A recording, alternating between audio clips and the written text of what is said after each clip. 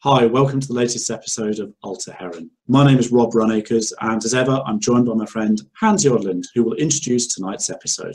Yes, I will. Hi, everybody. Today, we're going to talk about sparring and different types of sparring and what we want to see in sparring, why we spar, and what we want to get from it. So, do you have anything you want to start with, Rob? Well, I think it's interesting to say how we define sparring, really. Certainly, when I first started out, sparring at the club I was at was always quite competitive, with everyone wanting to win, and it was down to who got the most hits in. And the videos we're going to see are obviously people wanting to get hits in, but they're perhaps more cooperative rather than competitive. Yeah. I agree. Usually it becomes quite competitive, but as we will see, we can start. The first one will be a longsword sparring bout between Carl Ryberg and Jesper Christiansen from Örebro Hema in Sweden. Two really fantastic longsword fencers, and they will try. This is like a normal sparring practice they will do. So it's quite interesting to see. You're going to see a lot of technique. They try different things, and not way too competitive, I think. And it's a good way to try different things, and you have it on a good level, so to speak. Okay, well let's have a look at this then. Yeah, sure. Okay, here we go. Carl is a taller guy, and he has red socks. Jesper also has red socks, but can't see them that well. Everyone who knows these guys know that they're both really technically great fencers. Jesper is really good at parrying the afterblow, and he will show that a couple of times in this bout actually. This is their training hall, I guess. So there's a limitation of space, of course. Sometimes you have that in sparring. How's your club, Rob? Is it like the same space? We've got a slightly broader space than this. Yeah. But it does make an interesting dynamic. You'll notice here that they're actually starting their actions a little closer in measure than one might see if they were say in a competition or something like that, quite obviously. But what I'm enjoying here is the fluidity, which I think you get when you have someone you know well, but I'm inferring from this, you have a level of intensity that's agreed. Yeah, definitely. And these guys know each other very well. They have sparred so many times, so they know that they will get high quality from each other all the time. And notice back there a few seconds ago, Carl took a hit and acknowledged a hit, and Jesper actually was going, no, it was down on the forte. At least that's what I'm assuming from that. So there's not a desperate need of one-upmanship. No, exactly. And we talked before like that. That's nice. Carl is really good at getting close now, so that's cool.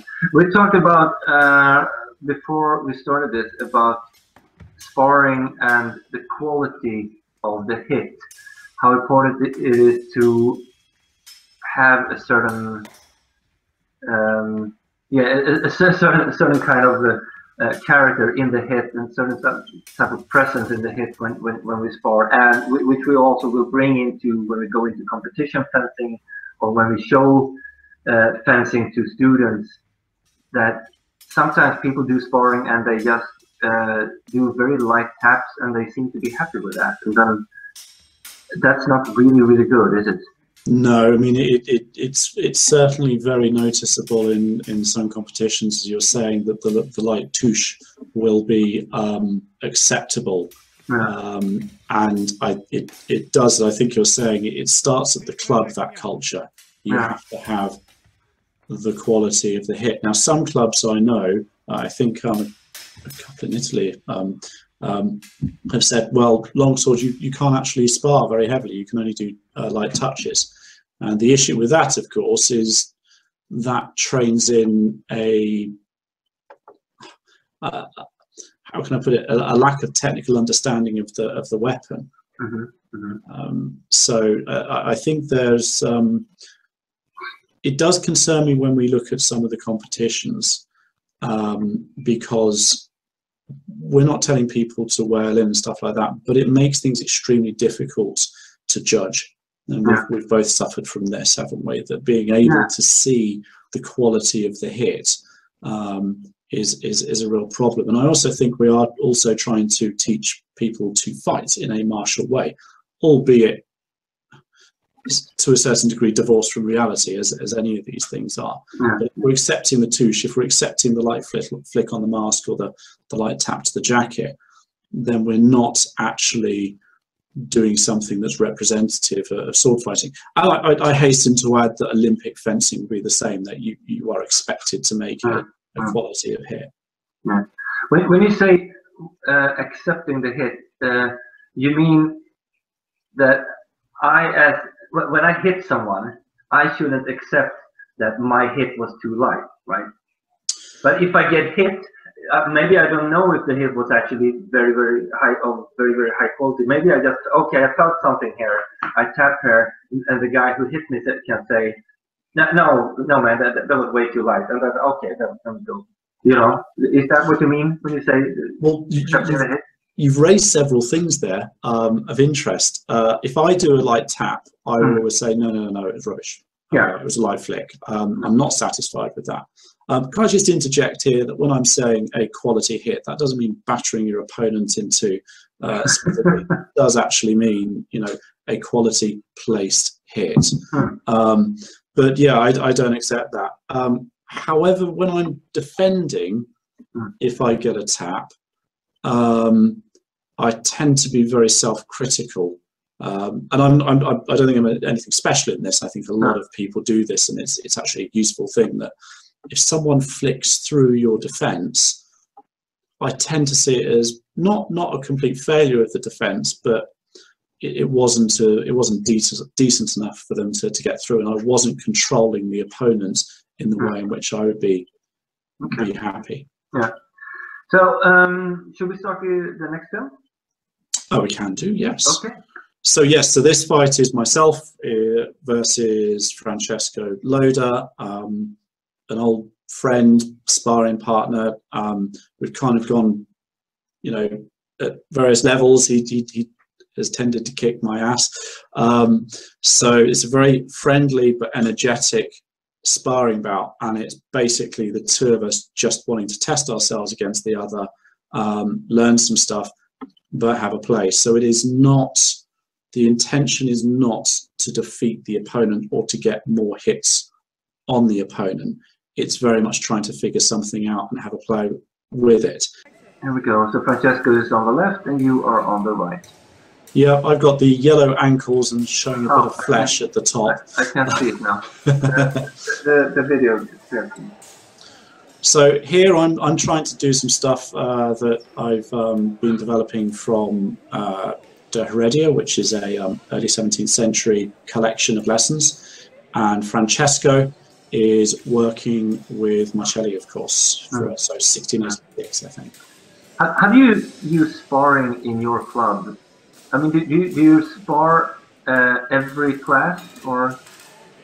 We have 20-minute sparring at the end of every class, but we have to tell everyone that the sparring at the end of the class is either two things. One is some sort of cool down, because our classes are very technical, or it's a way to apply the specific techniques within that. The other thing we say is it tends to be messy. Because people who've been doing a lot of technical stuff are not generally in the right loose frame of mind for sparring. On the Saturdays we have 3 hours of sparring. So, and there it's all sorts. We'll have a bit of a bash for fun.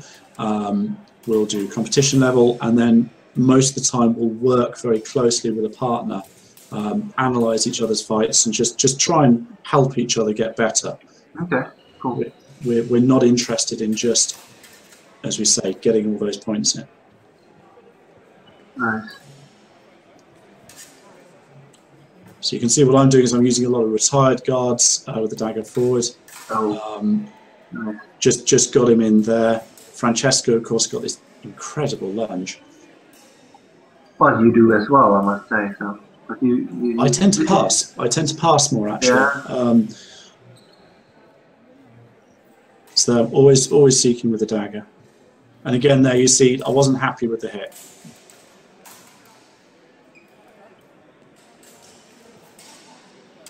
I like the footwork from both of you. Yeah, I'm not. I don't know. I'm always a bit about my footwork. But okay.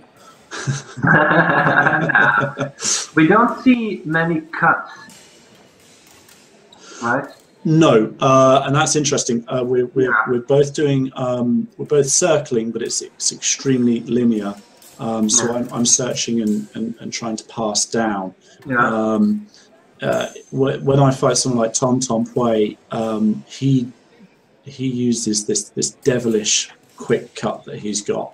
Yeah, he turns thrust into cut very well. Yeah, he has a certain technique you always go to, and they're very good. That's a nice one. He scraped you a little bit there, Francesco. He got me, and again, this is where I think you've got to admit, look, the guy hit you. It wasn't a perfect thing there. And a little bit messy. Very nice. And this is the thing about these big events like Dijon. They're very useful for sparring and sparring lots of different people. Yeah. The downside is you do tend to get a lot of people who are trying to prove something. So I've got a couple of mates who get a little bit reticent about fighting new people.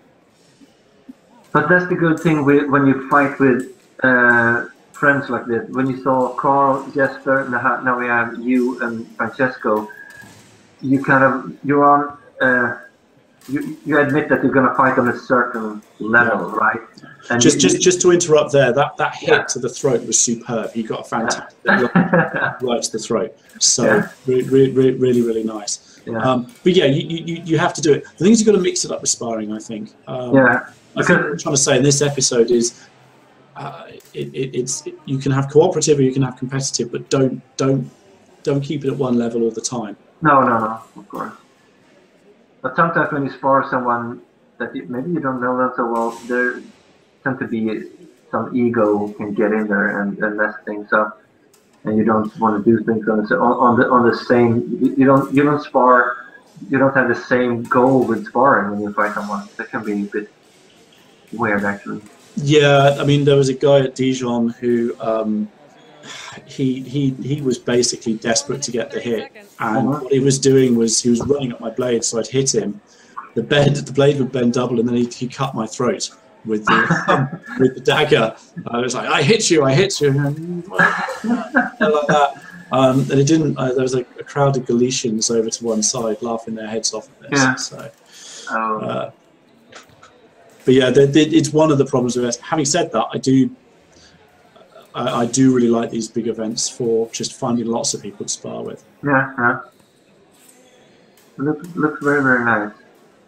And this is if we compare it with the training hall that Carl and Jesper had, this is slightly bigger actually. So you have a lot of noticed to move around. Yeah.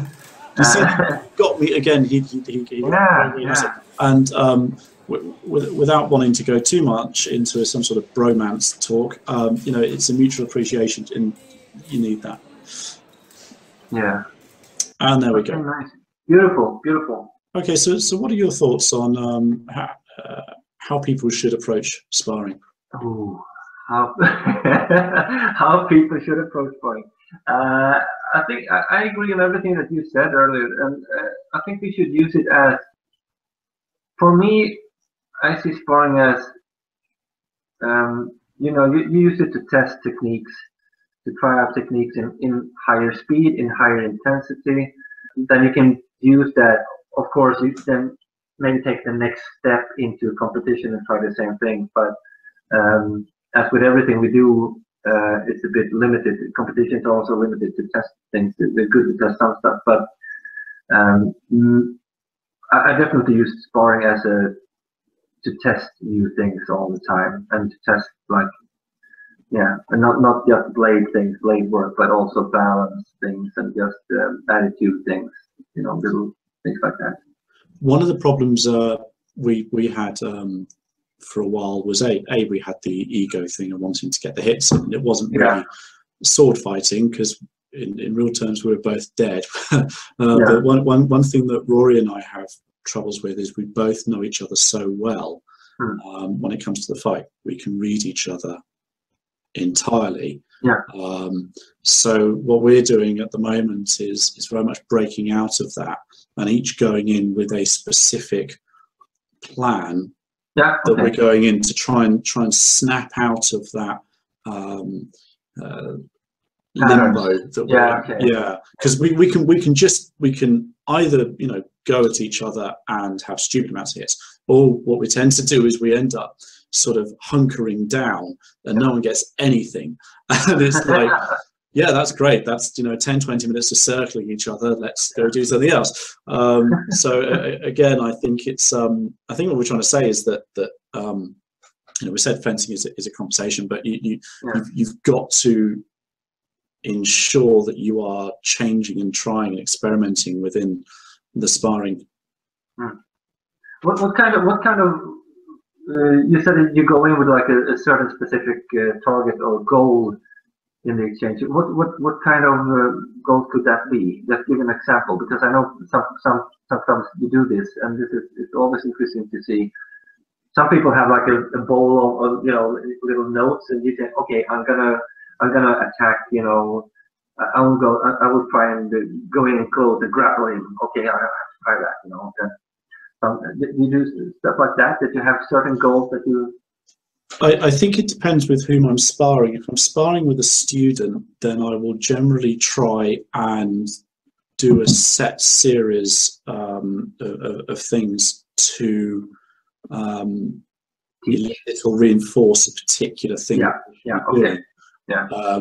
to highlight a flaw. With Rory, because we're so balanced out,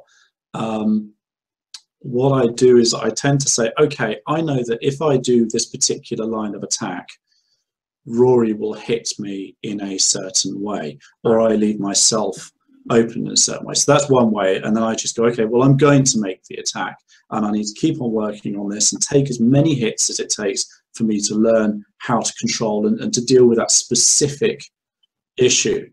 The other thing I try to do is, okay, I tend to fight in this way, so I'm now going to role play and fight in a different way.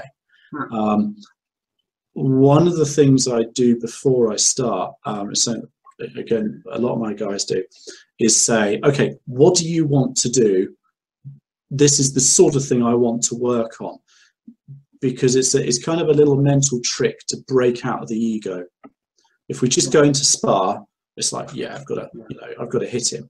If, however, I verbalize I'm going to do something, or I want to try something and do it, then what happens is I'm then in a mindset that I'm actually attempting to do something, and I don't care so much if I get hit, because ego screws me up when I fight, as I think it does everyone. I agree. I completely agree. Ego is the thing that makes you just want to go in and kind of win, and then you start to, after a while, you start winning. After doing rapier, you want to land really hard hits that you feel like, okay, the blade will go in deep into the opponent. But if you fight the spar with ego, all of a sudden you just do this little tap to win the exchange, and that's a bad road to go on in fencing. I think it will screw your technique up, and all of a sudden you lose the understanding of historical fencing. So yeah. I tend to see the ego thing happens a lot with, obviously you've got the rivals and stuff like that within a club, and you inevitably, I mean, there are certain clubs, certain sparring groups I can think of where these guys will always go at each other hammer and tongs when I'm doing it. One of the fortunate things we have is we discuss the ego, and we discuss, you know, the issues and how to spar. And so the group of us, when we're sparring, know what the problems, know what's going on in each other's heads. So we kind of hopefully chuck the ego to one side. We just get on with it. And doing a lot of sparring helps that. Yeah. Yeah. Okay, cool. All right. Great. Yeah. Okay. So completely sparring satisfied. Thank you. all right. So okay then. So I think hopefully the rather obvious message, I guess, is try to mix it up and try and approach things as varied as possible. Yeah, I agree. Cool. All right, Hans, thank you very much. Thank you. Okay, cheers. Bye. Bye.